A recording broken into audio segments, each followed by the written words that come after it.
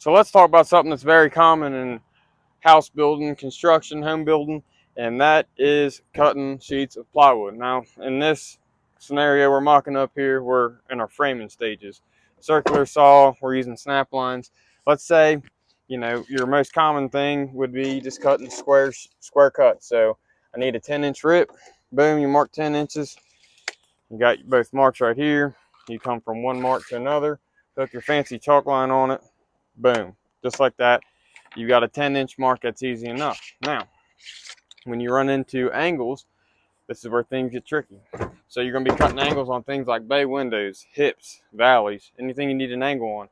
So let's say your boss says, hey, across the top of the sheet, I need it to be 16 inches. We'll mark 16. And across the bottom of the sheet, I need it to be 40.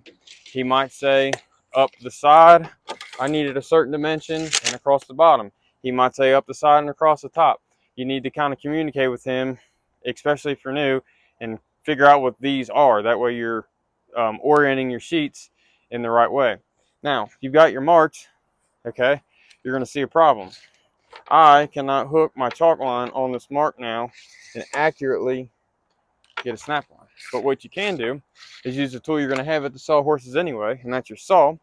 You can take it from one mark to another. You can basically side it down here and just make you a nice cut into the material. And now, what you've done there by creating what we call a saw curve is you got a spot that you can hook your chalk line and snap across.